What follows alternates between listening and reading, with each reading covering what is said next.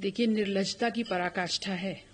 एक पिता की तस्वीर के नीचे बेटी का अपमान, मेरे बाप के नाम को इस्तेमाल करके, मेरे बाप की जिंदगी भर की जो तपस्या थी उनके नाम की दलाली करके आज वो इस मुकाम तक पहुंचे। मेरे पिताजी की जो तपस्या थी पूरी जिंदगी भर की, कमेरा आंदोलन, अपना दल, उसको टुकड़ों टुकड़ों में विभाजित कर दिया, उसको बेचने का काम कर दिया और आज कह रहे हैं सरदार पटेल का वंशज हूं। सरदार पटेल सच्चाई और ईमानदारी के आकाश के धूमकेतु हैं और ऐसे चोर और ऐसे उचक्के उनके नाम के भी पीछे छुप नहीं सकते। कहा सीबीआई जांच की बात कही कि अब मुख्यमंत्री चाहे मेरी सीबीआई जांच करा ले, मेरी पत्नी की भी संपत्ति की सीबीआई जांच करा ले, मुझे सिर्फ बदनाम करने की जा रही है। धरना मास्टर के पीछे कौन है ये सब लोग जानते हैं, उनका आरोप ये है। दूसरी बात, उन्होंने फिर उत्तर प्रदेश के सूचना विभाग पे भी आरोप लगाया कि इस तरह की मनगढ़ंत कहानियां रची जा रही मीडिया के द्वारा जिसमें पैसा इन्वॉल्व है। तो क्या आपको कौन कंट्रोल कर रहा है, कहां से आपकी फंडिंग हो रही है? जो उनका आरोप है कि आप कंट्रोल करी जा रही हैं, बीन बजाया जा रहा है, खिलौना आप बन गई हैं। देखिए, इस बात का तो कोई क्लू कहीं से भी नहीं है कि मेरा कंट्रोल कौन कर रहा है, लेकिन ये जरूर कहूंगी कि नोएडा के स्क्रिप्ट राइटर जो उनके लिए स्क्रिप्ट लिख रहे हैं ना, उनकी बुद्धि पर मुझे दया आ रही है कि वो घोड़े की रेस में गधे पर दांव क्यों लगा रहे हैं। एक जो उनके बयान में एक चीज साफ जाहिर हुई, हम लोग आगे भी चर्चा करेंगे। केंद्र का उन्होंने समर्थन किया कि प्रधानमंत्री मोदी और गृह मंत्री अमित शाह के नेतृत्व में हमारा गठबंधन है, लेकिन उत्तर प्रदेश का जिक्र नहीं किया।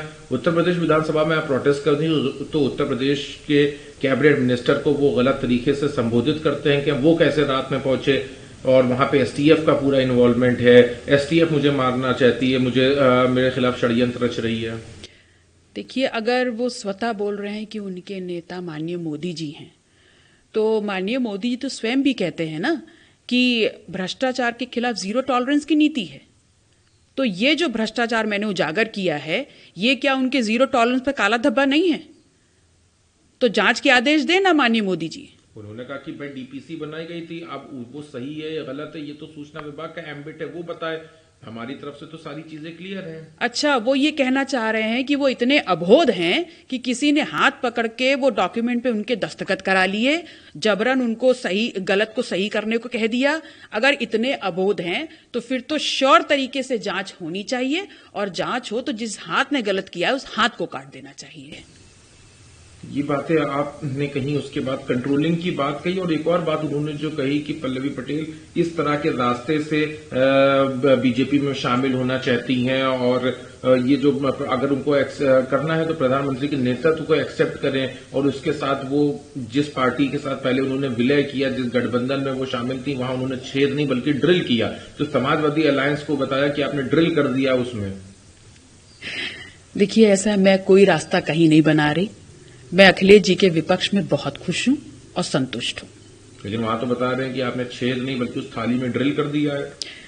वर्तमान परिस्थितियों में प्राविधिक शिक्षा विभाग में घोटाला हुआ है, चोरी हुई है, सरकारी पैसे को लूटा गया है, योग्य जो टीचर्स हो सकते थे उनके अवसरों की सौदेबाजी हुई है। यही सत्य है।